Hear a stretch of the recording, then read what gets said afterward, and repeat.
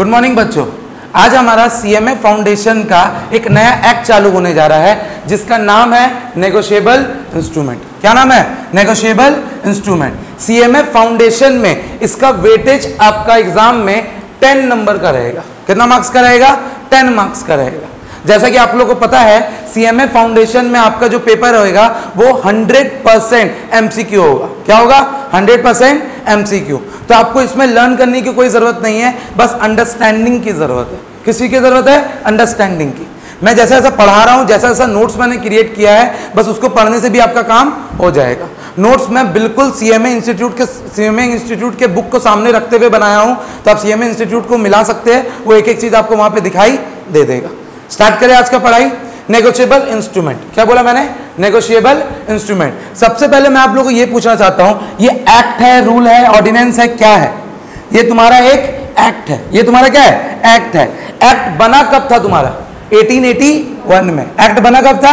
1881 में। लेकिन क्या जिस दिन एक्ट बनता है उस दिन सब जगह लागू हो जाता है? या जिस दिन एक्ट बनता है क्या उसी दिन सब जगह लागू हो जाता है कि कुछ दिन बाद लागू होता है? कुछ दिन बाद लागू होता है। किस दिन लागू हुआ? 1 मार्च 1882। क्या बोला मैंने? 1 मार्च 1882। बना कब था? 1881 में। और तुम्हारा लागू कब हुआ? 1882 में। मजा का बात तो यही है कि एग्जाम में 4 बार यही क्वेश्चन पूछ लिया। 4 बार अभी तक एग्जाम में तुम्हारा यही क्वेश्चन पूछ लिया है 4-5 नंबर के लिए कि इनएक्ट कब हुआ था और एप्लीकेबल कब हुआ था, इनफोर्सिबल कब हुआ था। तो अगर एग्जाम में इनएक्टेड वर्ड इस्तेमाल करोगे, क्या इस्तेमाल करोगे? इनएक्टेड। तो वहां पे लिख के आना आप लोग 1881। क्या लिख के आना? 1881। अगर इनफोर्स का बात किया जाए तो 1 मार्च 1882। कोई डाउट है मन में?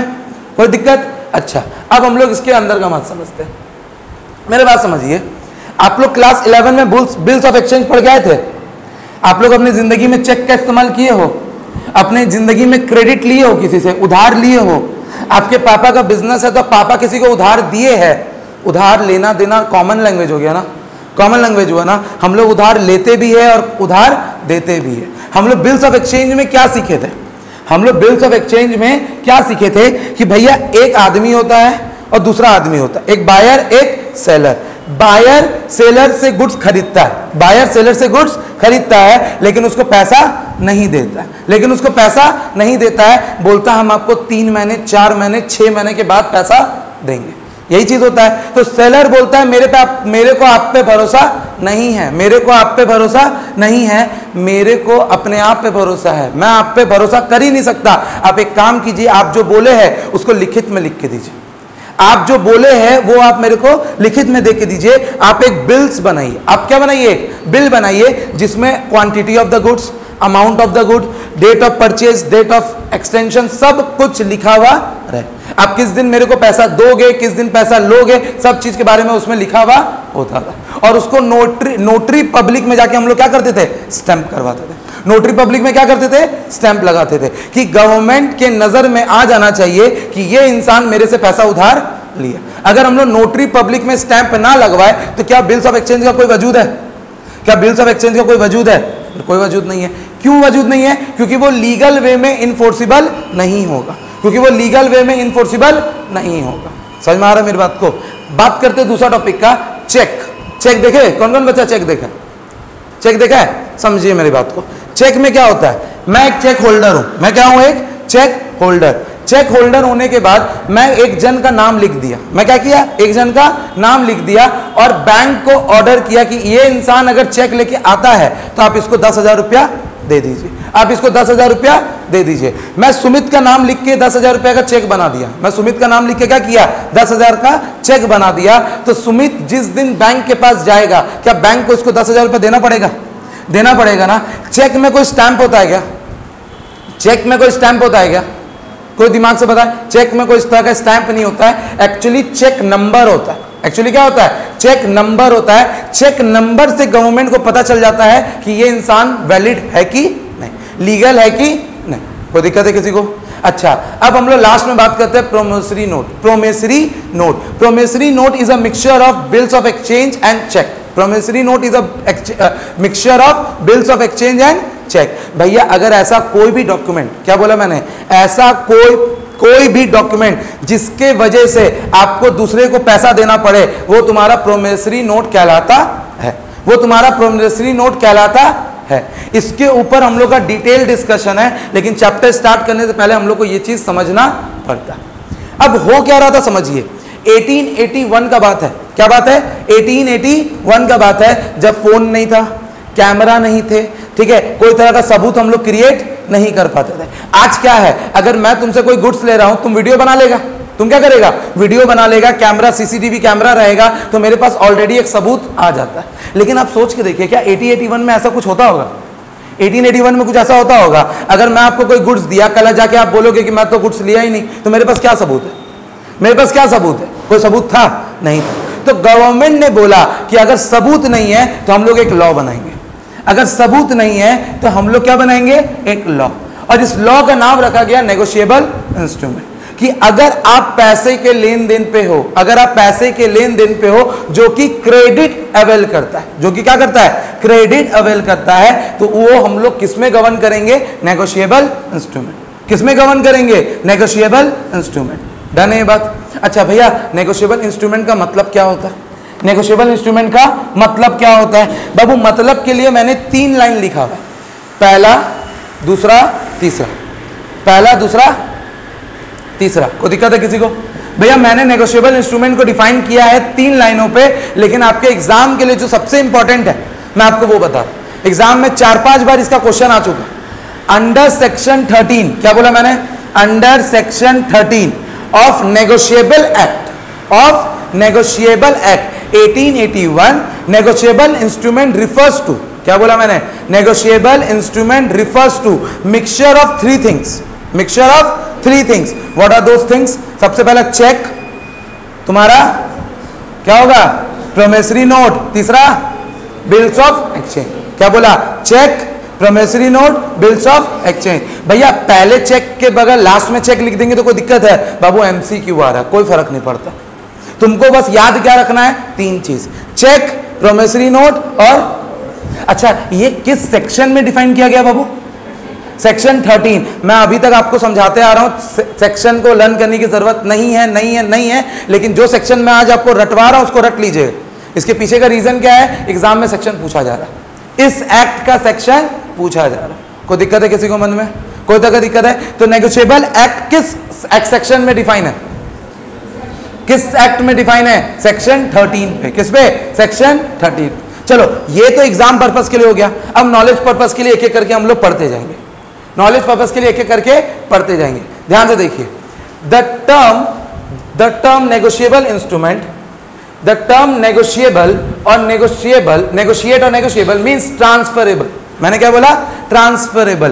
क्या चेक मैं एक जन को दूसरा जन को दे सकता हूं?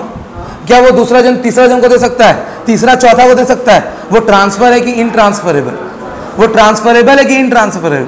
बाबू नेगोशिएबल के अंदर जो नेगोशिएबल वर्ड है ना, उसका मतलब है ट्रांसफरेबल। क्या है? ट्रांसफरेबल, जिसको हम लोग दूसरे को दे सके, जिसको हम लोग दूसरे को दे सके।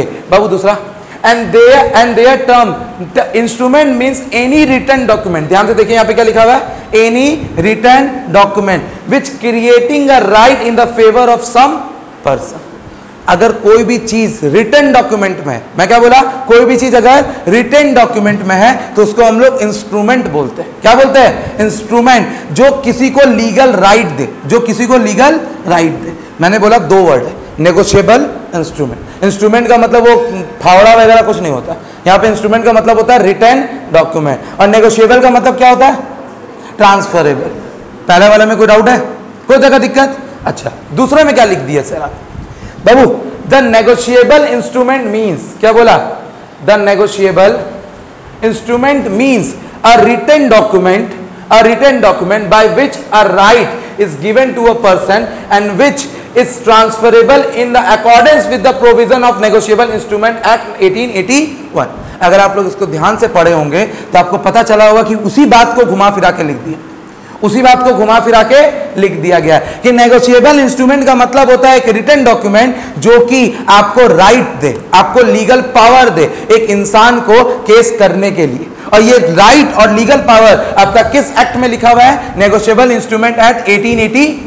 बाबू 1882 नहीं लिख के आना है, याद रखिएगा 1882 में वो इनफोर्सिबल हुआ था। समझ में आ रहा मेरी बात को? वो इनएक्ट कब हुआ था? 81 में। एग्जाम में दोनों क्वेश्चन पूछता है। अच्छा, तुम लोग मेरे से क्वेश्चन नहीं पूछा भाई, यहाँ पे 1 मार्च लिखे है, वहां पे कुछ भी नहीं किया, ऐसा भेदभाव क्यों? एग्जाम में बाबू कभी ना पूछा ना तुम्हारे बुक में दिया हुआ, इसीलिए मैं भी उसके लिए ज्यादा दिमाग नहीं लगा। बाबू इसमें 1 मार्च लिखा था, इसीलिए मैंने 1 मार्च लिख दिया। उसमें 1881 में समाप्त कर दिया गया, तो मैं भी 1881 में समाप्त कर दिया। किसी को कोई दिक्कत? अच्छा, 2 पढ़ने के बाद तीसरा में आइए, क्या लिखा हुआ है? It is a piece of paper. क्या लिख दिया? It is a piece of paper. एक छोटा मोटा पीस ऑफ पेपर है वो, which entitle to a sum of money, जिसके अंदर एक सम ऑफ मनी के बारे में लिखा हुआ है, एक पैसे के बारे में कुछ लिखा हुआ है। क्या लिखा हुआ है? पैसे के बारे में लिखा है। 1000, 2000, करोड़, 2 करोड़ रुपया लिखा हुआ है। अच्छा, and which is transferable from one person to another, which is transferable from one person to another and merely by delivery और बाय इंडोर्समेंट एंड डिलीवरी। मैंने क्या बोला? ट्रांसफरेबल किस किस मोड से होता है? या तो मैंने डिलीवरी करा दिया, कोरियर करवा सकते हैं ना भैया। अगर मैं चेक को दिल्ली कोरियर करा दूंगा तो क्या चेक बेकार हो जाएगा? क्या चेक बेकार हो जाएगा? नहीं होगा ना। अगर मैं अपने हाथ से तुम्हें दे दिया तो चेक बेकार हो जाएगा? नहीं होगा ना। देखिए थर्ड वाले लाइन में भी आप लोगों को क्या घुमा फिरा के एक ही चीज लिख दिया कि भैया it is an written document, it is an written document on which a piece of paper, on a piece of paper, जिसमें सम ऑफ मनी के बारे में बताया गया। किसके बारे में बताया गया है? सम ऑफ मनी के बारे में बताया गया है। साथ ही साथ वो एक जन से दूसरा जन के यहाँ ट्रांसफर हो सकता है। कोई दिक्कत है क्या? क्या ऐसे हो सकता है? By the means of delivery and by the means of endorsement and delivery. याद रखिएगा, by the means of delivery and by the means of endorsement and delivery. समझ में आ रहा है मेरी बात को? एग्जाम में पूछा जाएगा, एग्जाम से आपसे पूछा जाएगा कि what are the modes of transfer, what are the modes of transfer. तो आप लोग एमसीक्यू में, आपको एमसीक्यू में मिलेगा डिलीवरी। क्या मिलेगा? डिलीवरी। डिलीवरी में टिक कीजिएगा। आपके एमसीक्यू में इंडोर्समेंट आएगा, तो आप किस में टिक कीजिएगा? इंडोर्समेंट। दिक्कत नहीं है। नेगोशिएबल एंड का मतलब समझ में आ गया? मन में कोई दिक्कत नहीं है। अब हम लोग इसका कैरेक्टरिस्टिक्स के ऊपर दिमाग लगाएंगे। किसके ऊपर बात करेंगे? कैरेक्टरिस्टिक्स। पता है कैरेक्टरिस्टिक्स का मतलब क्या होता है? पता है कैरेक्टरिस्टिक्स का मतलब क्या होता है? मैं हर बार आप लोगों को पढ़ाते समय बताता था कि कैरेक्टरिस्टिक्स और फीचर के अंदर में डिफरेंस होता है। कैरेक्टरिस्टिक्स और फीचर के ऊपर डिफरेंस होता है। कोई बच्चा जो बताएगा कैरेक्टरिस्टिक्स और फीचर के बीच का डिफरेंस? आज तक तो बचपन से हम लोग यही पढ़ते हैं ना कि कैरेक्टरिस्टिक्स का मतलब ही फीचर्स होता है, फीचर्स का मतलब ही कैरेक्टरिस्टिक्स होता है, यही पढ़े ना। लेकिन मैं आपको हमेशा बोलता हूं उसका अंदर में एक डिफरेंस होता है। बाबू कैरेक्टरिस्टिक्स का मतलब होता है कि जो मेरे पास होना चाहिए। क्या बोला मैंने? जो मेरे पास होना चाहिए। फीचर का मतलब होता है जो मेरे पास एक्चुअल में है, जो मेरे पास एक्चुअल में है। एक ह्यूमन का कैरेक्टरिस्टिक्स होता है 10 फिंगर्स। एक ह्यूमन का कैरेक्टरिस्टिक्स क्या होता है बाबू? 10 फिंगर। लेकिन ऋतिक रोशन का फीचर है कि उसमें 11 फिंगर है उसके पास। समझ में आया मेरा बोलने का मतलब क्या है? ऋतिक रोशन का फीचर है कि उसका 11 उंगली है, एक अंगूठा और है उसका। कोई दिक्कत है? कैरेक्टरिस्टिक का फीचर। तो यहाँ फीचर का बात कर रहा है कि कैरेक्टरिस्टिक्स का? कैरेक्टरिस्टिक कि ये चीज होना चाहिए। ये बात पे इतना गौर इसलिए किया हूं क्योंकि आगे मैं एक लाइन बोलूंगा, मतलब 10 मिनट बाद, जब आप लोगों को समझ में आएगा ये बात मैंने क्यों बोला। अच्छा समझिए, सबसे पहला कैरेक्टरिस्टिक्स पढ़िए तो क्या लिखा हुआ है? Free and immurable transfer. Free and immurable transfer. मैंने क्या बोला? पहले इसका देसी मतलब समझिए। मैं आपको चेक दूंगा, मेरे को पैसा लगेगा। मैं आपको चेक दूंगा, मेरे को पैसा लगेगा। एकदम नॉर्मल 1 मिनट के अंदर खत्म करने वाला टॉपिक। बाबू मैं आपको चेक दिया, अपने हाथ से आपको चेक दे दिया, पैसा लगा क्या मेरे को? चेक फाड़े दे दिए, चेक फाड़े दे दिए। आप किसी और इंसान को दे दिए, पैसा लगा क्या? पैसा लगा। वो किसी और इंसान को दे दिया, पैसा लगा। बाबू क्या हम लोग को डिलीवरी करते समय पैसा लगता है? क्या हम लोग को डिलीवरी करते समय पैसा लगता है? क्या हम लोग डिलीवरी इन्फिनाइट नंबर ऑफ इंसानों के साथ बांट सकते हैं? भैया यहाँ पे मैं अगर इसको दूंगा, ये उसको देगी, उसको ऐसे करके सबको चेक दे सकते हैं कि नहीं दे सकते? कोई दिक्कत है किसी को? कोई दिक्कत है? तो क्या चेक अनलिमिटेड टाइम इंडोर्स हो सकता है? क्या चेक अनलिमिटेड टाइम इंडोर्स हो सकता है? हो सकता है। अच्छा इसके अंदर देखिए क्या लिखा हुआ है? अ नेगोशिएबल इंस्ट्रूमेंट में बी ट्रांसफर बाय डिलीवरी और बाय इंडोर्समेंट। पढ़ चुके हम लोग ये बात। A negotiable instrument can be transferred unlimited. कितना टाइम्स? अनलिमिटेड, या तो n नंबर ऑफ टाइम्स, या तो n number of time. AP GP वाला चीज आप लोग जो पढ़ लेंगे तो आप लोग को समझ में आएगा n नंबर ऑफ टाइम्स का मतलब क्या होता है। n नंबर ऑफ टाइम्स का मतलब होता है अनलिमिटेड। क्या होता है? अनलिमिटेड। पहले वाले टॉपिक में दिक्कत है, पहले वाले टॉपिक में कोई दिक्कत है। एग्जाम में क्वेश्चन कैसा आएगा? एग्जाम में क्वेश्चन इससे नहीं आएगा, ध्यान रखिएगा। एग्जाम से क्वेश्चन इस लाइन से नहीं आएगा, एग्जाम से क्वेश्चन इन दोनों से आएगा। एग्जाम से क्वेश्चन किन दोनों से आएगा? इन दोनों से। कि डिलीवरी कैसे कैसे कर सकते हैं, तो एग्जाम में लिख के एमसीक्यू में मार्क करना डिलीवरी और इंडोर्समेंट, और आप उसको कितना बार कर सकते हैं उसको अनलिमिटेड आपको मार्क करके आना। अब देखिए समझिए, अब एग्जाम में मान के चलिए अनलिमिटेड नहीं आया, मान के चलिए अनलिमिटेड नहीं आया, तो कॉमन सेंस इस्तेमाल कीजिएगा, उससे मिलता जुलता कोई इस वर्ड का इस्तेमाल इंस्टीट्यूट वाला करेगा। उस समय ये मत बोलेगा अरे भैया आप अनलिमिटेड लिखवाए थे, यहाँ पे तो कुछ n नंबर ऑफ टाइम्स बोल के कुछ आ गया था। नहीं, कॉमन सेंस इस्तेमाल करना होगा आपको। क्या चीज का इस्तेमाल करना होगा? Common sense. दूसरा फीचर्स में आए हम लोग, दूसरा फीचर्स में आए, क्या है बाबू? देखते हैं यहाँ पे, फ्री फ्रॉम डिफेक्ट। क्या बोला मैंने? Free from defect. Babu defect का मतलब क्या होता है? डिफेक्ट का मतलब क्या होता है? कमी। डिफेक्ट का मतलब कमी, डिफेक्ट का मतलब कमी होता है ना भैया, कि भैया मेरे अंदर कुछ डिफेक्ट है तो मतलब मेरे अंदर कुछ कमी है, मेरे अंदर क्या है? कमी। बाबू अगर आपके बिल्स में, क्या बोला मैंने? अगर आपके बिल्स में कोई भी तरह का कमी निकल जाता है, क्या निकल जाता है? कमी निकल जाता है, तो क्या उसको एक्सेप्ट करेंगे? क्या उसको एक्सेप्ट करेंगे? आप ही लोग बोलिए, नहीं करेंगे ना। क्या उसको मैच्योरिटी में पैसा मिलेगा? नहीं मिलेगा ना। कोई दिक्कत है किसी को? इसके अंदर का टॉपिक को पढ़े हम लोग। अच्छा, कमी का मतलब फ्रॉड भी होता है क्या? अगर कमी का मतलब फ्रॉड भी होता है क्या? कमी का मतलब फ्रॉड होता है क्या? कि भैया मैं और ये एक बिल्स बनाए, मैं और ये क्या बनाए? एक बिल बनाए, और हम लोग दोनों फ्रॉड साइन मार दिए। हम लोग दोनों क्या मार दिए? फ्रॉड साइन मारे, तो क्या ये इसको कंप्लीट बिल माना जाएगा कि उसको कमी माना जाएगा? कमी माना जाएगा ना। तो दैट मीन्स कि फ्रॉड भी किसके अंदर आता है? डिफेक्ट के अंदर आता है। किसके अंदर आता है? डिफेक्ट के अंदर आता है। अंदर का एक बार पढ़िए, क्या लिखा हुआ बाबू?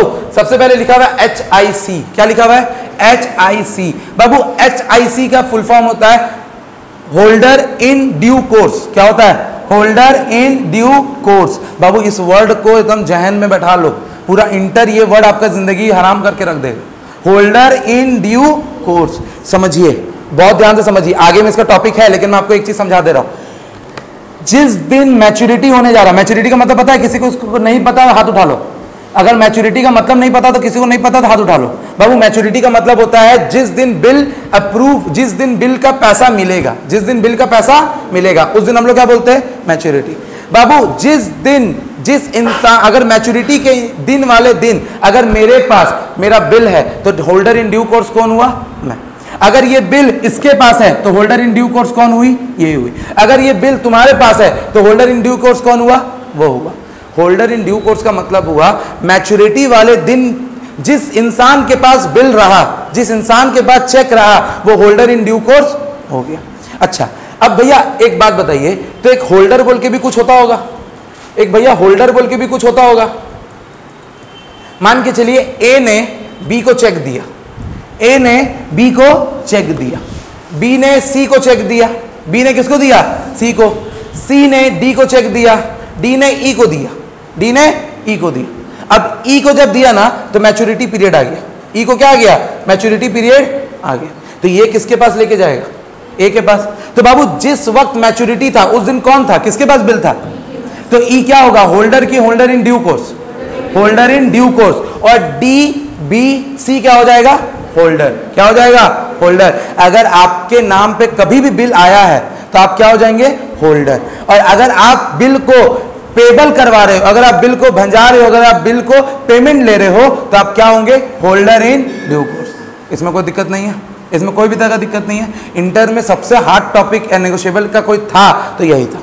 बच्चा को एकदम क्लैरिटी नहीं होता है कि होल्डर क्या होता है, होल्डर इन ड्यू कोर्स क्या होता है। कभी आप लोग देखेंगे होल्डर लिखा रहेगा आपके बुक में, कभी आप लोग देखेंगे तो होल्डर इन ड्यू कोर्स लिखा हुआ रहेगा। तो आप लोग को यह समझना है होल्डर का मतलब ये कभी एक बार बिल पकड़ा था, कभी एक बार बिल पकड़ा था। होल्डर इन ड्यू कोर्स का मतलब होता है कि उसके पास बिल है at a time of maturity. क्या holder and holder in due course एक ही आदमी हो सकता है? क्या holder and holder in due course एक ही आदमी हो सकता है? ऐसा नहीं हो सकता। क्या ए ने बी को दिया बिल, ए ने बिल को क्या दिया? बिल दिया। और बी ने ही इसको मैच्योरिटी दे दिया, किसी को इंडोर्स नहीं किया। जरूरी है इंडोर्स करना, कंपलसरी है क्या? नहीं है ना। तो बाबू बी क्या हो जाएगा? होल्डर भी होगा और होल्डर इन ड्यू कोर्स भी होगा, होल्डर भी होगा और होल्डर इन ड्यू कोर्स भी होगा। दिक्कत किसी को? तो यहां पे क्या लिखा है बाबू बताना तो, यहां पे क्या लिखा हुआ है? होल्डर की holder in due course, holder in due course obtain the instrument, obtain the instrument in good faith. क्या बोला मैंने? इन गुड फेथ, मतलब उसके मन में कोई लालच, उसके मन में कोई छल, उसके मन में कोई कपट नहीं होनी चाहिए। वो सही मायने में पैसा लेने के लिए बस इंस्ट्रूमेंट को लिया हो। अच्छा बाबू, गुड फेथ का मतलब क्या होता है? Proper consideration. क्या होता है बाबू? Proper consideration. अब प्रॉपर कंसिडरेशन का मतलब बताना पड़ेगा तो हम क्लास नहीं पढ़ा पाएंगे। किसको प्रॉपर कंसिडरेशन का मतलब बताना है? मतलब मेरे को बताना होगा, हाथ उठाइए। अरे डरो मत, बता दो, ऐसा कोई दिक्कत नहीं। बाबू प्रॉपर कंसिडरेशन का मतलब है कि 10,000 पा रहे थे तो बिल भी कितना रुपए का बना? 10,000। उससे कोई भी तरह का अनफ्लू क्या बोलते हैं, कोरिजन वगैरह इस्तेमाल नहीं किया गया। दूसरा क्या बोला गया बाबू? Before maturity. क्या मैच्योरिटी पीरियड के पहले हम लोग बिल को भंजा सकते हैं? क्या हम लोग मैच्योरिटी पीरियड के पहले बिल्स को इनकैश करवा सकते हैं? नहीं करवा सकते, हम लोग नहीं करवा सकते। लेकिन बिल्स ऑफ एक्सचेंज में इसका एक्सेप्शन दिया हुआ। बिल्स ऑफ एक्सचेंज में क्या दिया हुआ? इसका एक्सेप्शन। हम लोग बिल डिस्काउंट करवाते थे ना, हम लोग बिल डिस्काउंट कराते थे कि नहीं कराते थे? लेकिन बिल डिस्काउंट कराने के बाद भैया अगर आप पैसा नहीं दोगे तो बैंक आपके ऊपर केस करता था ना, बैंक आपके ऊपर केस करता था ना। बाबू यहां का मतलब समझिए, बिफोर मैच्योरिटी का मतलब क्या समझिए। मेरा और सुमित के बीच में एक बिल बना हुआ है, मेरा और सुमित के बीच में क्या बना हुआ है? एक बिल बना हुआ है। मैं जानता हूं कि सुमित 2 महीना के बाद दिवालिया होने वाला है, मैं जानता हूं सुमित 2 महीने के बाद क्या होने वाला है? दिवालिया। और 2 महीना बाद ही मेरा बिल पेमेंट है, 2 महीना बाद ही मेरा क्या है? Bill payment. मैं बोलता सुमित तुम एक काम करो ना, आज ही पैसा दे दो। सुमित एक काम करो, तुम आज ही पैसा दे दो, क्योंकि भाई मैं तो दिवालिया हो जाऊंगा। मैं क्या हो जाऊंगा? दिवालिया। ये सही है कि गलत? गलत है ना। मेरे को 2 महीना का क्रेडिट पीरियड मिला है, मेरे को क्या मिला है? 2 महीना का क्रेडिट पीरियड मिला है। तो ये क्रेडिट पीरियड को मैं वेस्ट जाने नहीं दूंगा। समझ में आया मेरी बात? अच्छा लास्ट टॉपिक है without any notice, without any notice as to the defect in a title of the transferor. क्या लिख दिया? Without the notice of the title to the transferor. Transferor का बात हो रहा है, ट्रांसफरर OR है। क्या है? OR। दैट मीन्स देने वाला, दैट मीन्स देने वाला। अगर देने वाले के टाइटल में कोई दिक्कत है, टाइटल का मतलब होता है नाम। क्या होता है? नाम। तब उसको भी हम लोग क्या मानेंगे? Not in a due course. मतलब किसी भी तरह का गड़बड़ी अगर रहा, मैं क्या बोला?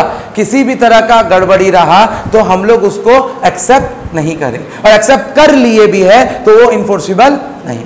कोई दिक्कत है? कोई दिक्कत है? यहां देखो बगल में लिख दिया नो फ्रॉड। इसका मतलब क्या? थर्ड पॉइंट का नो फ्रॉड। किसी भी अनजान इंसान के नाम पे हम लोग बिल बना के दे देंगे तुमको, किसी भी अनजान इंसान के नाम पे बिल बना के दे दूं तुमको, फ्रॉडरी साइन मार दे। आजकल स्टैम्प बनाने में पैसा कितना लगता है? ये हमारा कोचिंग का स्टैम्प है, हमारा कोचिंग का स्टैम्प है। कुछ नहीं करना पड़ा था, कोर्ट मोड में जाना पड़ा था, 80 रुपया देना पड़ा था, और 80 रुपया मेरे को ये एक स्टैम्प बना के दे दिए। अरे भैया ऐसे तो मैं किसी बैंक का भी बना दूंगा, किसी स्कूल का बना लूंगा। कोई बोलने वाला है मेरे को? कोई भी तरह का फ्रॉडरी करना ईजी हो गया कि हार्ड हो गया? अरे भैया मैं सुधराने क्लासेस, चलो अब ये तो सच में हम लोग का है भैया। अगर मैं किसी और का कंपनी का बना दूं तो कौन रोकेगा मेरे को? वो मेरे से कोई कागज लिया, कोई प्रूफ लिया, नहीं भैया किस नाम पे बनाना है? सुधरने क्लासेस 80 रुपये दीजिए, बना के दे देते 1 घंटा में। समझ में आ रहा है मेरी बात को? कोई दिक्कत है किसी को?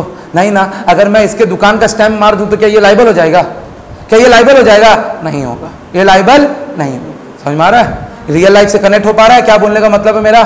नेक्स्ट टॉपिक पे जाए। नेक्स्ट कैरेक्टरिस्टिक्स क्या है ये देखिएगा। नेक्स्ट कैरेक्टरिस्टिक्स क्या है ये देखिएगा। Holder to sue in his own name. यहां देखिए होल्डर इन ड्यू कोर्स है कि holder? Holder in due course है कि होल्डर है? होल्डर। मतलब कोई भी इंसान, क्या बोला मैंने? कोई भी इंसान अपने मालिक के ऊपर केस कर सकता है, अपने मालिक के ऊपर केस कर सकता है। इसका बेस्ट एग्जांपल मैं आपको सिखाऊंगा, देखिएगा।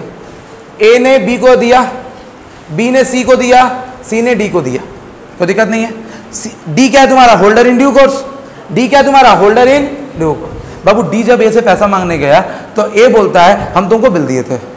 ए क्या बोलता है? हम तुमको बिल दिए थे। तुम कहाँ मांगने आया? अरे ए किसको दिया था? बी को दिया था ना। बी किसको दिया? सी किसको दिया? कोई दिक्कत है? जरूरी है कि ए डी को जानता हो? जरूरी है ए डी को जानता हो? नहीं ना। जब डी ए के पास पैसा मांगने गया तो ए बोलता है हम तुमको बिल दिए थे, हम तुमको बिल दिए थे। क्या पैसा मांग रहा है मेरे से? जो बिल दिया उसे मांगो, जो बिल दिया उससे मांगो। ऐसा हो सकता है ना, ऐसा हो सकता है ना। तो क्या डी ए को केस कर सकता है? क्या डी ए को केस कर सकता है? कर सकता है ना। क्या डी सी को केस कर सकता है? भैया उसको दिया कौन था? सी दिया था ना, तो उसको केस नहीं करेगा? करेंगे। क्या सी बी को केस कर सकता है? कर सकता है। क्या सी बी को कर, बी ए को कर सकता है? कर सकता है ना। क्या ये तीनों मिलके इसके ऊपर केस कर सकता है? कर सकता है ना। कोई दिक्कत है? दैट मीन्स सब अपने में इंडिपेंडेंट है। दैट मीन्स सब अपने में इंडिपेंडेंट है, कोई भी किसी के ऊपर भी केस कर सकता। देसी लैंग्वेज का मतलब अगर मैं समझाऊं, कोई भी किसी के ऊपर भी केस कर सकता है। रादर देन बिल किसके पास है? रादर देन बिल किसके पास है? ये टॉपिक आपका सीएफ इंटर में है, सीए फाउंडेशन में नहीं। बस कॉन्सेप्ट क्लैरिटी के लिए बता दे रहा हूं। बहुत बार इस पर रिस्ट्रिक्शन लगाया जाता है, बहुत बार इस पर क्या होता है? रिस्ट्रिक्शंस लगाया जाता है।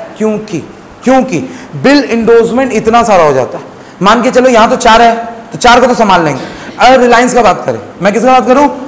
रिलायंस एक कंपनी को 1 करोड़ कब दिया?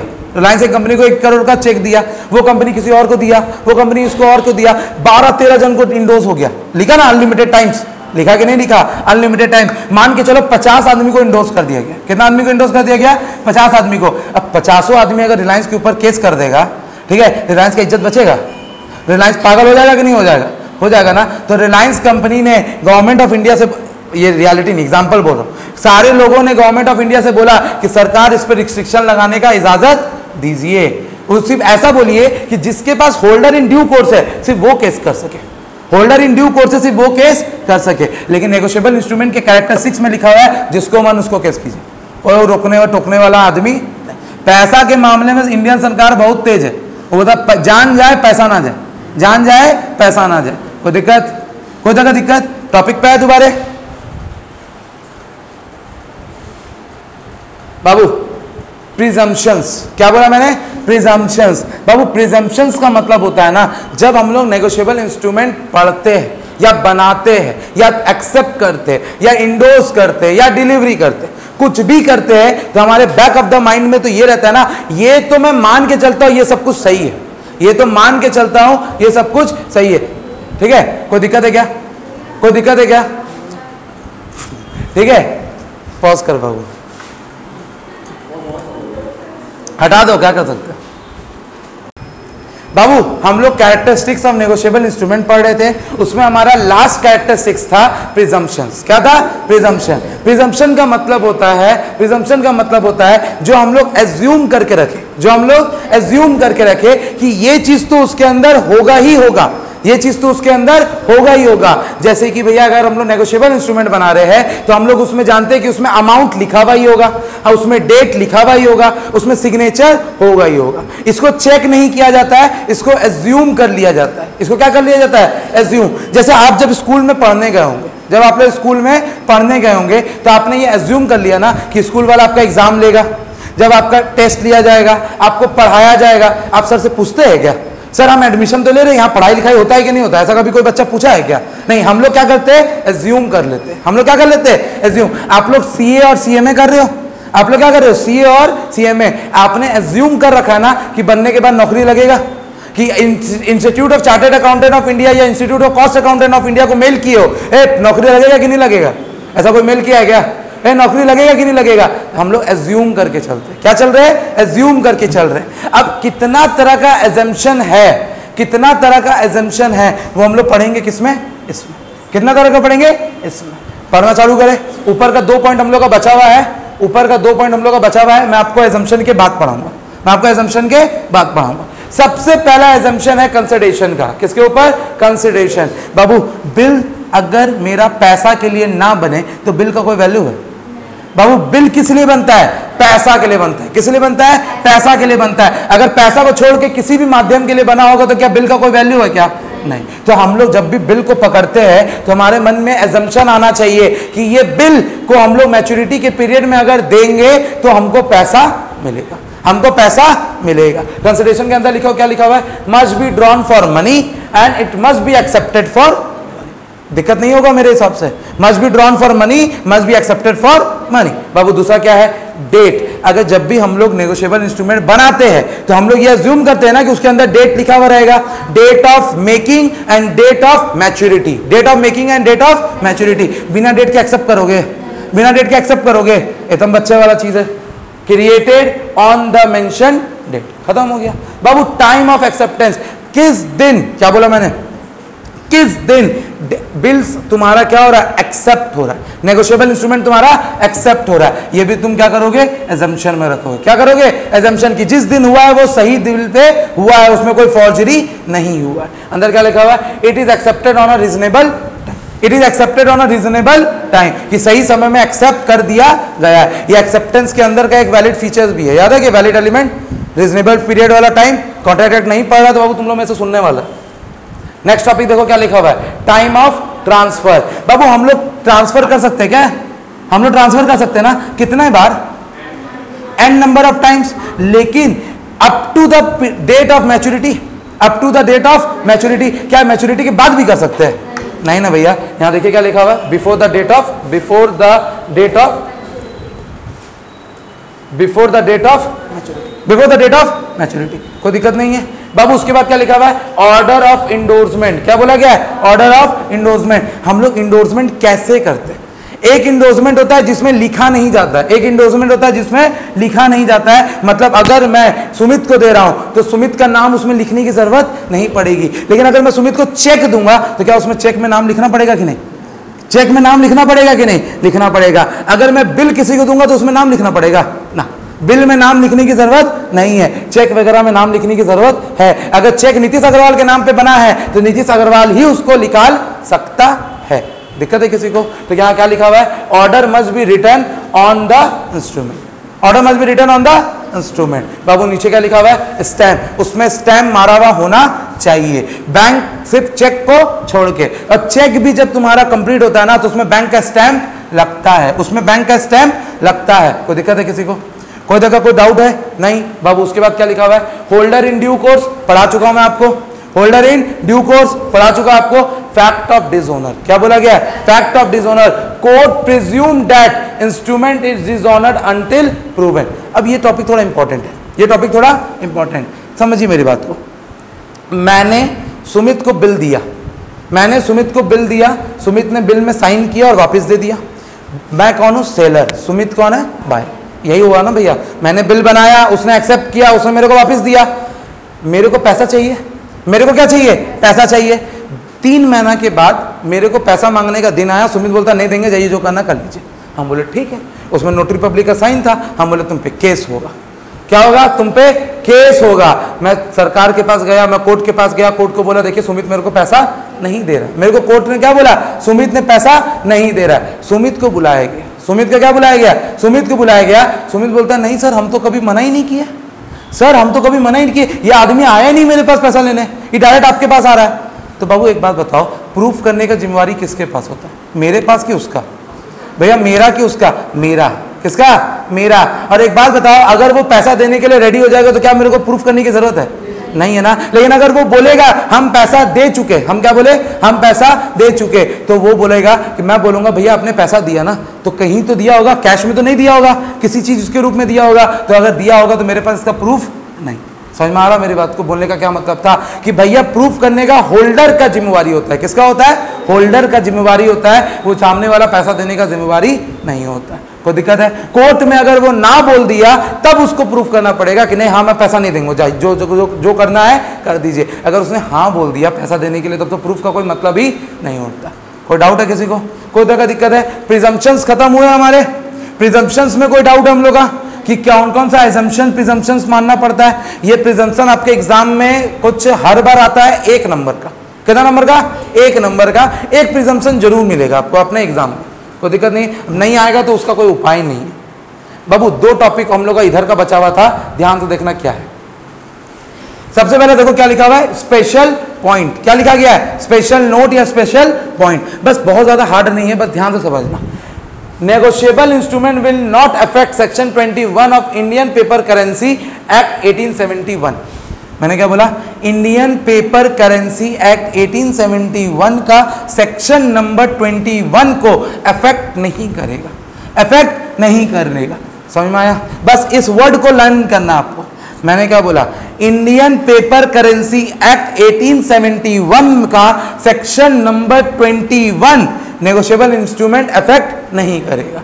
अब भैया सेक्शन 21 समझा दीजिए। आपके कोर्स में section 21 of Indian currency note का नहीं है, वो आपके कोर्स में नहीं है। एग्जाम में आपको सिर्फ इतना लिख के आना है कि भैया नेगोशिएबल इंस्ट्रूमेंट सब करेगा लेकिन सेक्शन 21 को वॉयलेट नहीं करेगा। अपना सेक्शन 21 की इंडियन करेंसी नोट का क्या सेक्शन 21 इंडियन करेंसी नोट का सेक्शन 21 को वो वायलेट नहीं करेगा। एग्जाम के लिए कंप्लीट हो गया? कोई दिक्कत है? अच्छा भैया अब समझिए इंडियन 21 सेक्शन में लिखा हुआ क्या, 21 सेक्शन में क्या लिखा हुआ है वो समझिए। बाबू नेगोशिएबल इंस्ट्रूमेंट एक मनी का काम नहीं कर रहा है, नेगोशिएबल इंस्ट्रूमेंट एक मनी का ही तो काम कर रहा है। अगर मैं आपको मनी की जगह नेगोशिएबल इंस्ट्रूमेंट दूं तो आपको कोई दिक्कत होगा क्या? नहीं होगा ना। अगर आपको रोकड़ा मतलब कैश महात्मा गांधी के जगह पे मैं आपको एसबीआई का चेक दूंगा तो आप मना कर दोगे? नहीं करोगे ना। और इंडियन करेंसी एक्ट में लिखा हुआ है कि दुनिया पूरा इंडिया में सबसे बड़ा अगर कोई चीज है तो वो है करेंसी। वो क्या है तुम्हारा? करेंसी। उससे बड़ा कुछ भी हो नहीं सकता। तो भैया अगर करेंसी सबसे बड़ा है, करेंसी से हम लोग कुछ भी खरीद सकते हैं, तो क्या नेगोशिएबल इंस्ट्रूमेंट को भी खरीद सकते हैं? क्या करेंसी से सब कुछ खरीदा जा सकता है? अरे सब कुछ खरीदा जा सकता है। वो मनी कांट बाय हैप्पीनेस वाला चीज नहीं पूछ रहा हूं मैं तुमसे।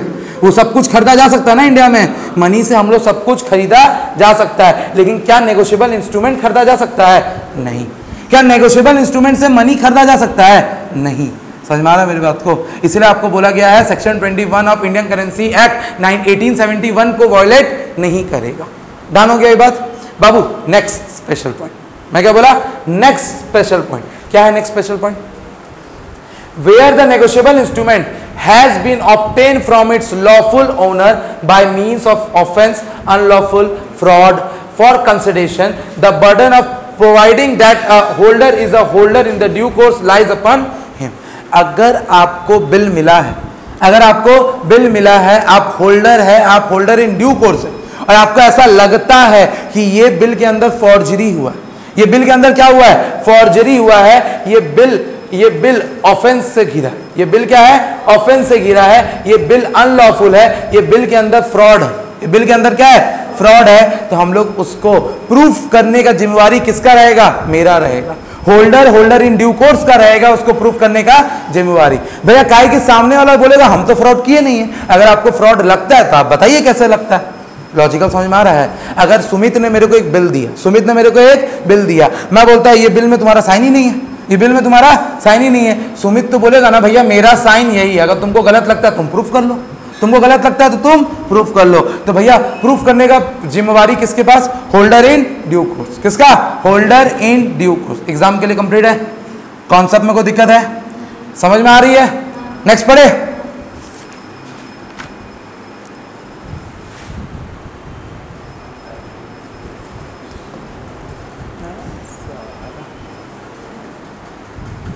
बाबू टॉपिक का नाम देखो क्या लिखा हुआ है, बोलो क्या लिखा हुआ है? Types of negotiable instrument. क्या बोला? Types of negotiable instrument. Exam में 3 बार पूछा है। कितना बार?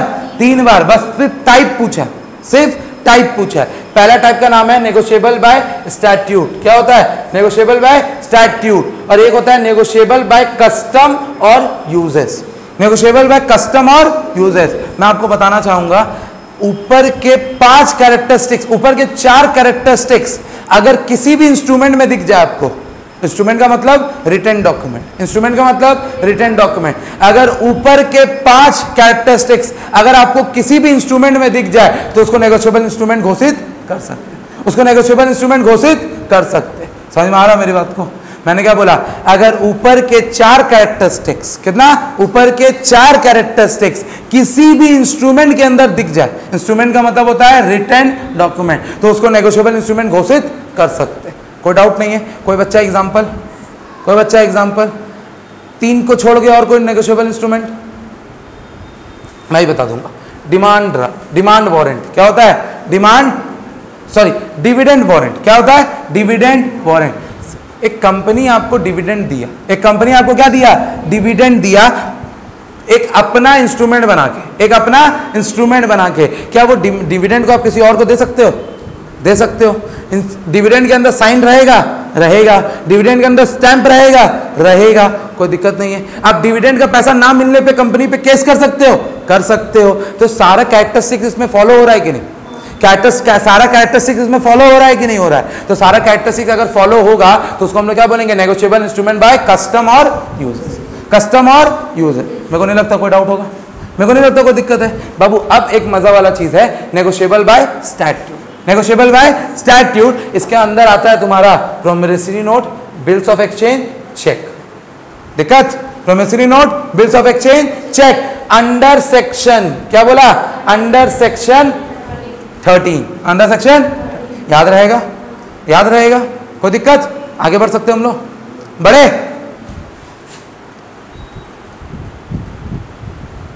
मैंने क्या बोला बाबू? नेक्स्ट टॉपिक हमारा है क्लासिफिकेशन ऑफ नेगोशिएबल इंस्ट्रूमेंट। क्या है? Classification of negotiable instrument. Negotiable instrument कितने प्रकार के होते हैं, कितने टाइप्स के होते हैं? अभी तो टाइप पढ़ क्या है, वो तो मेनली ब्रॉडर वे में है, वो मेनली क्या है? ब्रॉडर वे में। उसके अंदर सब ब्रॉडर के अंदर ये सब चीज आता है, सब ब्रॉडर के अंदर ये सब चीज आता है। सबसे पहला का नाम दिया हुआ है बियरर। सबसे पहला का नाम क्या दिया हुआ है? Bearer and order instrument. क्या दिया हुआ है? Bearer and order instrument. इसके अंदर देखिए क्या है? A negotiable instrument is said to be payable to a bearer or payable to the order when. Order to the when. It is expressed to be payable. It is expressed to be payable. Last endorsement is blank and specified person. अब इसका मतलब समझिए। Negotiable instrument दो तरीका से payable होता है। Negotiable instrument दो तरीका से पेबल होता है। या तो उसमें कोई डेट लिखा हुआ रहता है, या तो उसको जब मांगो तब पैसा मिल जाएगा। जैसे चेक, जैसे चेक बाबू, चेक के अंदर बनाने की डेट रहती है लेकिन पेमेंट का डेट नहीं लिखा रहता है। आप चेक अगर आज मैं बनाया तो आप कल परसों नरसों कभी भी उसको कंप्लीट करवा सकते हैं, लेकिन बिल्स ऑफ एक्सचेंज में एक डेट रहता है। बिल्स ऑफ एक्सचेंज में क्या रहता है? एक डेट रहता है। तो एक बात समझिएगा, जब आप उसमें लिखे रहे कि ये जो नेगोशिएबल इंस्ट्रूमेंट है वो हम लोग पैसा देने के लिए बनाए, ये नेगोशिएबल इंस्ट्रूमेंट क्या बोला? पैसा देने के लिए बनाए हैं, तब उसको हम लोग क्या बोलते हैं? Bearer and order. बाबू दूसरा, last endorsement is blank. Last endorsement in blank मतलब कि अगर उसका इंडोर्समेंट नहीं हुआ है, इसका सरल मतलब क्या है? उसका इंडोर्समेंट नहीं हुआ है। बाबू लास्ट इंडोर्समेंट अगर ब्लैंक है, लास्ट इंडोर्समेंट अगर ब्लैंक है तो क्या उससे पहले कभी भी इंडोर्स हुआ होगा? वो अगर लास्ट इंडोर्समेंट ब्लैंक है तो क्या कभी भी इंडोर्स हुआ होगा? नहीं हुआ होगा ना। दैट मीन्स अगर वो बिल कभी इंडोर्स नहीं हुआ, कभी किसी को नहीं दिया गया है, तो उसको क्या कहलाते हैं? Bearer and order. Bearer and order. तीसरा, स्पेसिफाइड पर्सन, जिसको बिल दिया गया था उसी को पैसा मिल रहा है, जिसको बिल दिया गया था उसी को पैसा मिल रहा है। वो कभी कोई तीसरा चौथा इंसान को पैसा देने की जरूरत नहीं। इसमें कोई डाउट है मन में बाबू? इसमें कोई डाउट है मन में? सबसे पहला पैसा देने के लिए बनाए हैं, सबसे पहला क्या? पैसा देने के लिए बनाए हैं, उसमें इंडोर्समेंट नहीं हुआ और भैया जिसको दिया गया था उसी को हम लोग पेमेंट कर दी। खत्म हो गया, खत्म हो गया। एग्जाम में याद रहेगा। अब नेक्स्ट टॉपिक देखो क्या लिखा हुआ है। एक दिया हुआ है इनलैंड और एक दिया हुआ है फॉरेन। एक दिया हुआ है इनलैंड, एक दिया हुआ है फॉरेन। बाबू अगर कोई भी बिल इंडिया में बने, बहुत इजी है, अगर कोई भी बिल इंडिया में बने और इंडिया में यूज हो जाए तो उसको क्या बोलेंगे? इनलैंड। और जो इनलैंड बिल नहीं है उसको हम लोग क्या बोलेंगे? फॉरेन। कोई दिक्कत है क्या? बोलो। खत्म हो गया भैया। जो बिल इंडिया में बने और इंडिया में यूज हो जाए उसको क्या बोलते हैं? इनलैंड। और जो इनलैंड बिल नहीं होगा उसको क्या बोलेंगे? डाउट? कोई दिक्कत है? नहीं। नेक्स्ट टॉपिक में जा सकते हैं बाबू। Demand and time instrument. क्या बोला? Demand and time instrument. यहां देखिए क्या लिखा हुआ है। When no time is specified on the instrument money, consideration can be demanded at will. जब कोई भी टाइम नहीं लिखा हुआ है, जब इंस्ट्रूमेंट में कोई भी टाइम नहीं लिखा हुआ है उसको हम लोग बोलते हैं डिमांड इंस्ट्रूमेंट। क्या बोलते हैं? Demand instrument. और जब टाइम लिखा हुआ है तो उसको क्या बोलेंगे? Time instrument. उसको क्या बोलेंगे? Time instrument. एक एक एग्जांपल दे दो। बिल्स ऑफ एक्सचेंज क्या है? टाइम है। क्या है? टाइम। और चेक डिमांड है। चेक क्या है? डिमांड है। कोई दिक्कत? कोई मन में कोई दिक्कत है किसी को? आगे पढ़ सकते हैं हम लोग। इसमें एक आपके एग्जाम में 5 बार पूछा हुआ एक क्वेश्चन लिखा हूं मैं। आपके एग्जाम में 5 बार पूछा हुआ एक क्वेश्चन लिखा हूं। आपका एग्जाम में अगर आप 2 वर्ड देखते हो, अगर आपका एग्जाम में आप 2 वर्ड देखते हो तो डिमांड में टिक करके आ जाइएगा। डिमांड में टिक करके आ जाइएगा। सबसे पहला वर्ड है एट साइट। क्या लिखा हुआ है? At sight. At after before नहीं लिखा हुआ, ध्यान से समझो। एट साइट लिखा हुआ है। क्या लिखा हुआ है? At sight. अगर बिफोर एंड आफ्टर लिखा हुआ रहेगा तो क्या डिमांड माना जाएगा? नहीं, वो डिमांड नहीं माना जाएगा। समझ में आ रहा मेरी बात को? अगर एट लिखा हुआ है तब क्या लिखा जाएगा? डिमांड। और ऑन प्रेजेंटेशन, ऑन प्रेजेंटेशन कोई दिक्कत है किसी को? अगर ये दो वर्ड आपको किसी भी बिल के अंदर दिखाई देता है तो उसको क्या माना जाएगा? Bills instrument on demand, instrument on demand. बाबू जो ऑन प्रेजेंटेशन लिखा रहता है वो बिल्स ऑफ एक्सचेंज में लिखा रहता है, और एट साइट जो लिखा हुआ रहता है वो प्रोमिसरी नोट में लिखा हुआ रहता है। दिक्कत समझने में कोई दिक्कत है किसी को? कोई तरह का डाउट? भैया एग्जाम में आपको एट डिमांड के बारे में एमसीक्यू आ गया। एट डिमांड के ऊपर आपके ऊपर क्या आया? एमसीक्यू। एक लाइन दे दिया गया था, A on B 1000 rupees at sight, at sight. तो बाबू एक बात बताइए, ये एट डिमांड होगा कि एट टाइम पीरियड होगा? एट डिमांड होगा। बाबू आफ्टर साइट, आफ्टर साइट मैंने ये नहीं बोला कि आफ्टर साइट टाइम पीरियड होता, मैं आपको ये बोला डिमांड। मैं आपको बोला ना एट साइट का मतलब सिर्फ डिमांड होता है सुमित। एट, अरे दादा अगर एग्जाम में एट साइट लिखा हुआ रहे, क्या लिखा रहा है? तब डिमांड मार के आना। अगर एट की जगह कुछ नहीं लिखा हुआ है, आफ्टर बिफोर कुछ भी लिखा हुआ है, तो एट डिमांड मार के नहीं आना। एट डिमांड मार के नहीं आना इसका मतलब स्पेसिफाइड टाइम में मत मार के आ जाना। फिर पढ़ के समझना कि अभी मांगा जा रहा है, बाद में मांगा जा रहा है, क्या किया जा रहा है। ये एक शॉर्टकट बता रहा हूं, जिसको शॉर्टकट नहीं पसंद आया उसको मत लिखना एग्जाम के लिए। समझ में आया? भैया आपका एग्जाम में ये वाला 5 क्वेश्चन 5 बार पूछ लिया, इसलिए मैं आपको बता दे रहा हूं। एट साइट का मतलब होता है डिमांड, ऑन प्रेजेंटेशन का मतलब होता है डिमांड। कोई दिक्कत है? ऑन के जगह कुछ भी लिखा हुआ है तो मानना मत, एट के जगह कुछ भी लिखा हुआ है तो मानना। खत्म हो गया मेरी बात को? मतलब ऐसा हो सकता है कि ऑन के जगह एग्जाम्पल द लिखा हुआ है, ऑन के जगह द लिखा हुआ है, तो बाबू उसके बाद आपको यह देखना होगा ये डिमांड में है कि स्पेसिफाइड टाइम पे, ये डिमांड में है कि स्पेसिफाइड टाइम पे। लेकिन एट एंड ऑन में अगर हमेशा क्या होगा तुम्हारा? दिक्कत है? समझने में कोई डाउट है? कोई भी तरह का कोई दिक्कत डाउट नहीं? आगे बढ़ सकते हम लोग? बहुत इजी है, समझिए। चौथा पॉइंट हमारा genuine accommodation and fixtures bill. क्या बोला? Genuine accommodation and fixtures bill. Babu accommodation का वर्ड आप लोग बिल्स ऑफ एक्सचेंज में पढ़े थे शायद, डाउट है मेरे को। एकोमोडेशन का मतलब आप लोग बिल्स ऑफ एक्सचेंज में पढ़े थे, जब दो इंसान को पैसे का जरूरत होता था तो वो लोग नकली बिल बना लेता था और पैसा का फुलफिलमेंट कर लेता था। ऐसा ही होता था ना, दो पार्टनर को पैसा का जरूरत होता था, दो इंसान को पैसा का जरूरत होता था, तो वो लोग क्या करता था? नकली बिल बना लेता था। साइन वगैरह सब सच रहता था लेकिन कोई गुड्स का लेन देन नहीं होता, कोई गुड्स का लेन देन नहीं होता था। अब यहां पे समझिए, if the bill are drawn, accepted और endorse for consideration, it is genuine bill.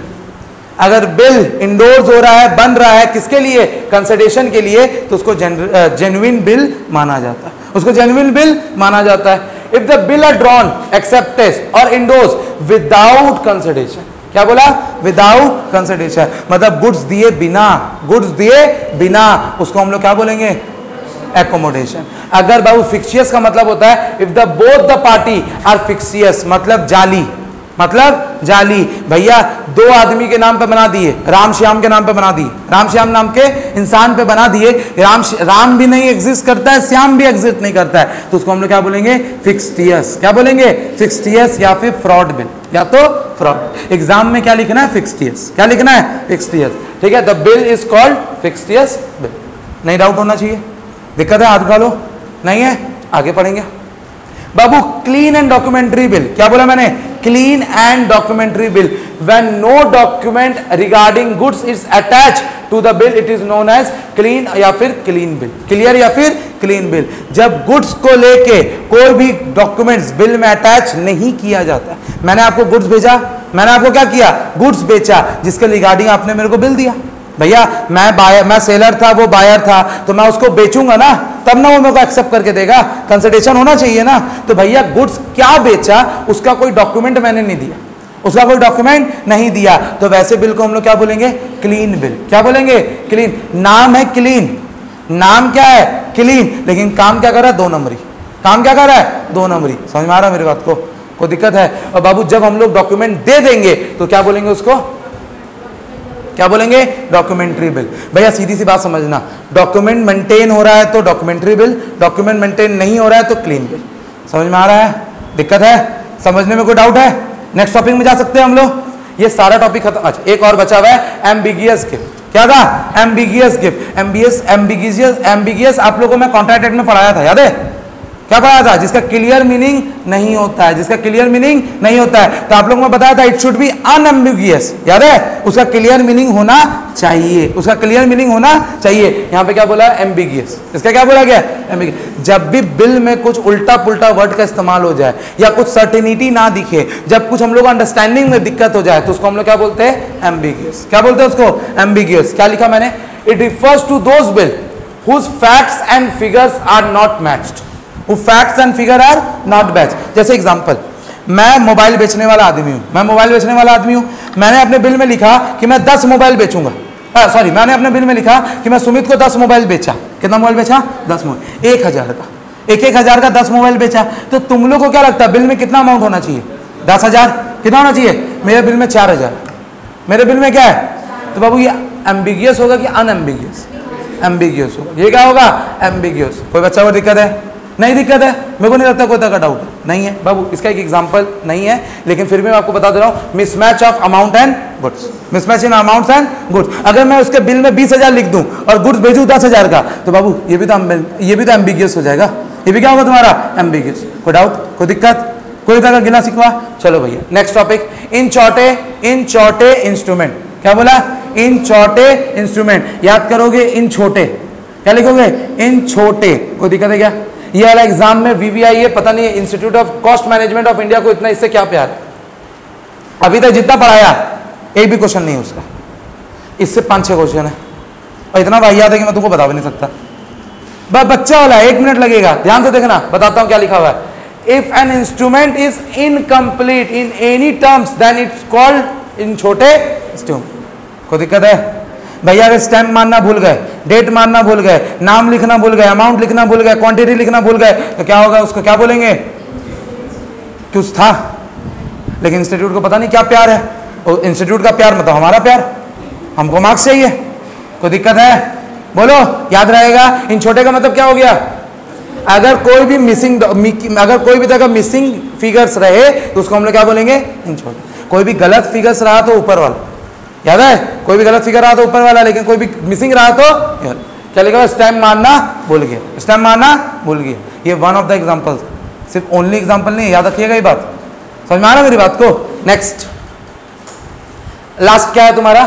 स्क्रो instrument. क्या है? स्क्रो इंस्ट्रूमेंट। उसका सेकंड प्यार, बहुत प्यार उसका सेकंड प्यार इसका institute of cost management, institute of Cost accountant. कोई दिक्कत है बाबू? इसको इसका मतलब क्या होता है? इसको का मतलब क्या होता है? When the instrument is drawn for an special purpose as collateral security and not for the purpose of transferring the money, it is called escrow instrument. मैंने क्या बोला? गिरवी रखने के लिए अगर कोई इंस्ट्रूमेंट बनाया जाए, गिरवी रखने के लिए कोई इंस्ट्रूमेंट बनाया जाए, जैसे समझो मेरे को आपसे उधार चाहिए, मेरे को क्या चाहिए? आपसे उधार। तो सरकार बोला भैया तुम कुछ गिरवी ला के दो, कोलैटरल दो, घर का सोना ज्वेलरी कुछ भी कुछ ला के दो। मैं बोला कुछ नहीं। तो बोला ठीक है, काम करते हैं, तुम मेरे को एक बिल बना के ऊपर साइन करके दे दो, 3 महीना का तुमको उधार चाहिए ना, अगर 3 महीना में नहीं देगा तो हम ये बिल को कोर्ट में लेके जाएंगे, तुम ऐसे भी फंस जाएगा कि नहीं? क्या इस बिल के लिए गुड्स का इस्तेमाल किया गया? इस बिल के लिए कोई कंसिडरेशन का इस्तेमाल किया गया? नहीं ना। हम 1 लाख का बिल बनाएंगे और तुमको 90,000 रुपये देंगे, मेरे को इंटरेस्ट 10,000 रुपये का मिल जाएगा 3 महीना के बाद। कंप्लीट हो सकता है कि नहीं? ऐसा हो सकता है कि नहीं? तो ऐसे केसे को हम लोग क्या बोलते हैं? स्क्रो इंस्ट्रूमेंट। क्या बोलते हैं? स्क्रो इंस्ट्रूमेंट। कोई दिक्कत? बोलो, कोई तरह का डाउट? कोई भी तरह का डाउट नहीं? सारा टॉपिक हो गया हम लोग का। चलो एक बार रिवीजन करेंगे।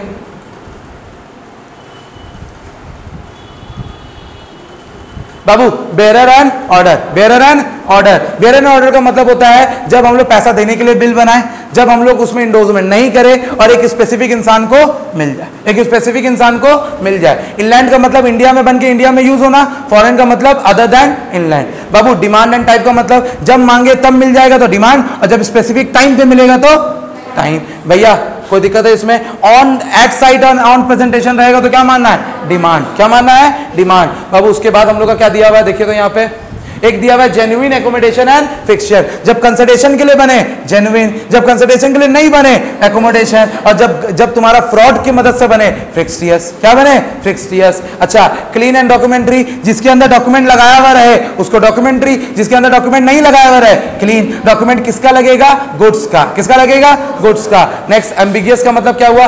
अगर हम लोग कोई चीज को डालें और वो मैच नहीं कर रहा, फैक्ट्स एंड फिगर क्या नहीं हो रहे, मैच नहीं कर रहे, तो एम्बिगियस बोला जाएगा। क्या बोला जाएगा?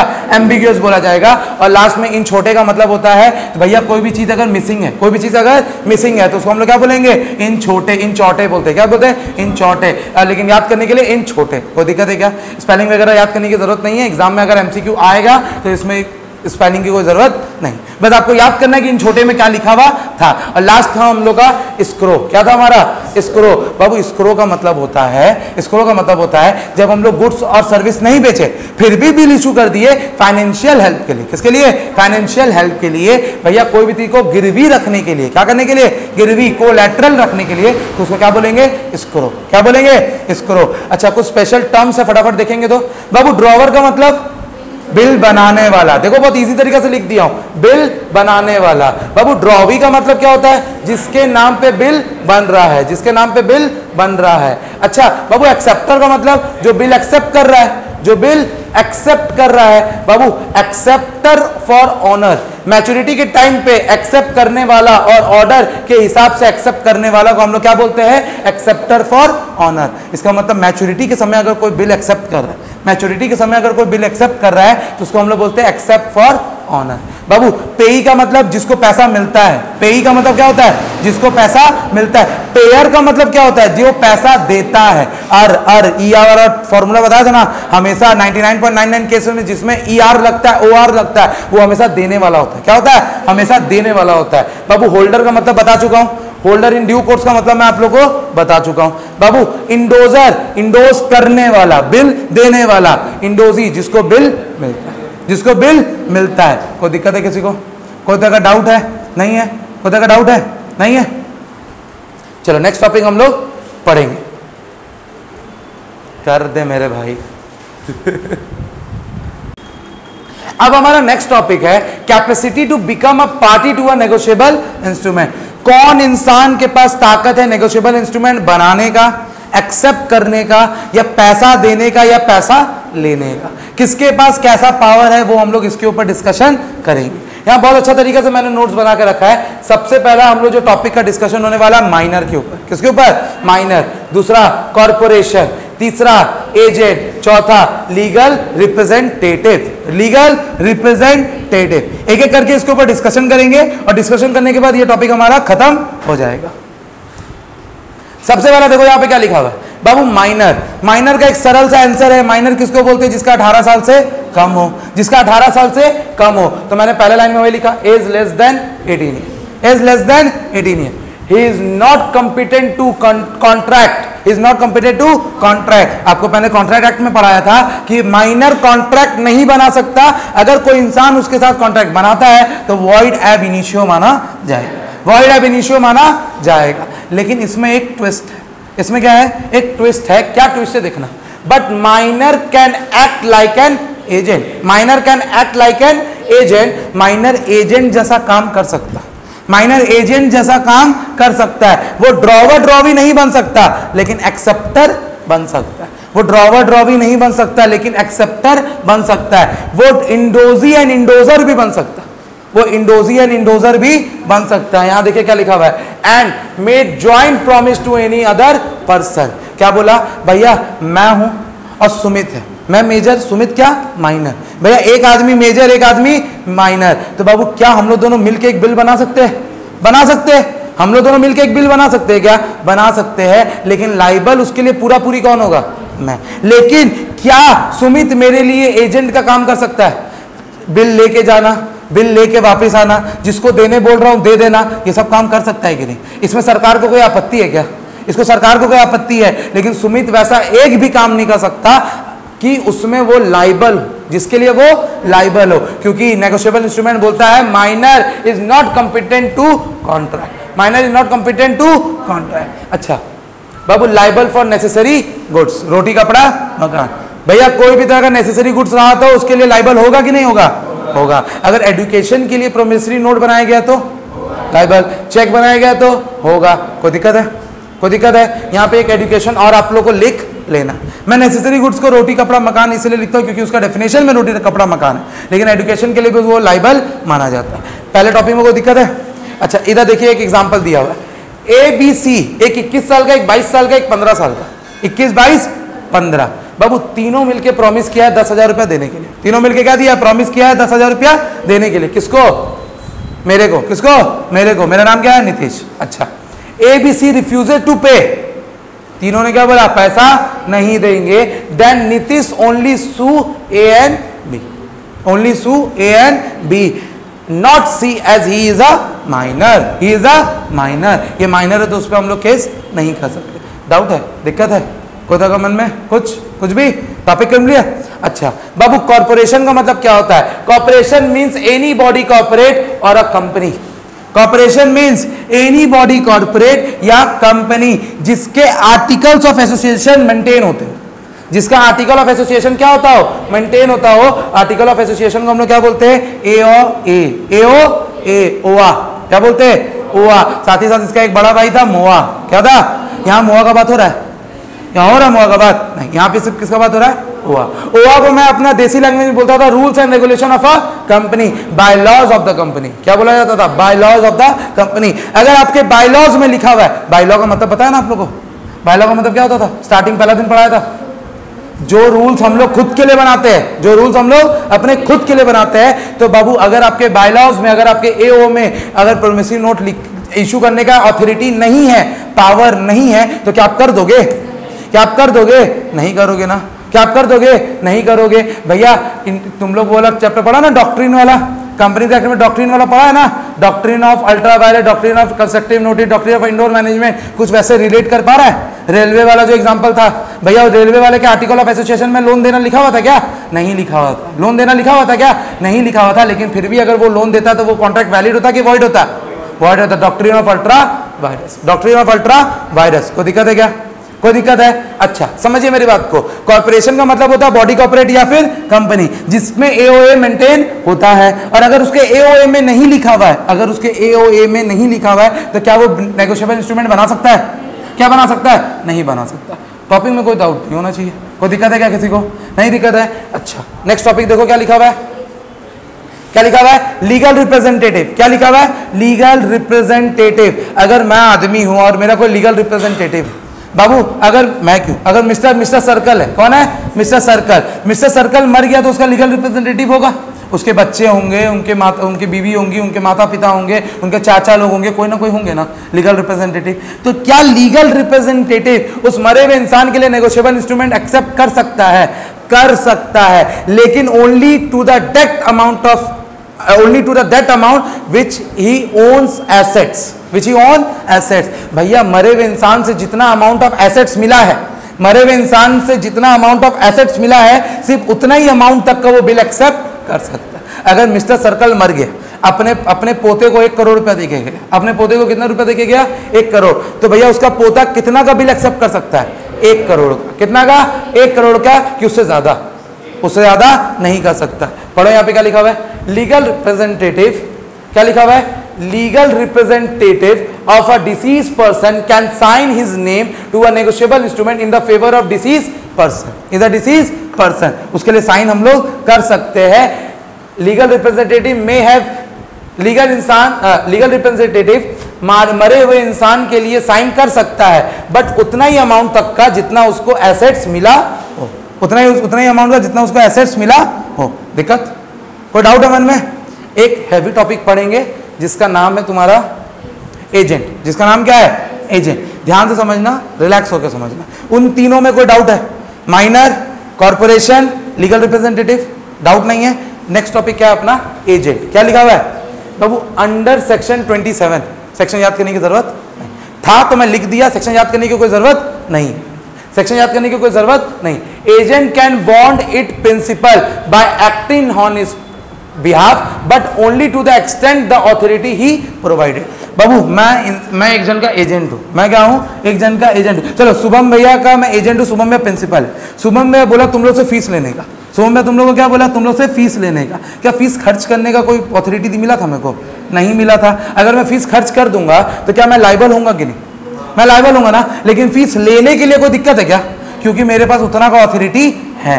प्रिंसिपल जो बोलेगा उतना एजेंट काम कर सकता है, प्रिंसिपल जो बोलेगा उतना एजेंट काम कर सकता है। उस काम को वो उससे ज्यादा नहीं कर सकता, उस काम को वो ज्यादा नहीं कर सकता। एक कॉमन सेंस का एग्जांपल, एक कॉमन सेंस का बात पूछ रहा हूं। प्रिंसिपल शुभम अग्रवाल, मैं एजेंट, मान के चलो प्रिंसिपल शुभम अग्रवाल, मैं एजेंट। एक बात बताइए, अगर आप लोग से कोई बिल एक्सेप्ट कर रहा हूं, मैं एजेंट हूं, मैं आप लोग से बिल एक्सेप्ट कर रहा हूं, ठीक है, तो अपने नाम पे करूंगा कि शुभम अग्रवाल के नाम पे?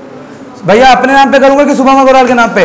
शुभम अग्रवाल पे ना। अगर शुभम अग्रवाल को छोड़ के अगर मैं अपने नाम पे कर लिया तो लाइबल मैं रहूंगा कि शुभम अग्रवाल? मैं रहूंगा। क्यों रहेगा? मैं रहूंगा। कोर्ट ये देखेगा क्या आप एजेंट है कि प्रिंसिपल, कि कोर्ट आपका नाम देखेगा? कोर्ट नाम दिखेगा ना। दैट मीन्स अगर आप एजेंट है और अगर आप कोई बिल एक्सेप्ट कर रहे हो तो आपको अपना प्रिंसिपल के नाम पे करना है, अपना प्रिंसिपल के नाम पे करना है, खुद के नाम पे नहीं करना है। अब दोबारा से इधर आइए। The in a negotiable instrument, agent must sign in the name of his principal, not by his own name. खत्म हो गया भैया। ये एजेंट था, ये प्रिंसिपल था, थर्ड पार्टी है। ये क्या है तुम्हारा? Third party. कोई दिक्कत नहीं है। Mister circle, mister square, mister triangle.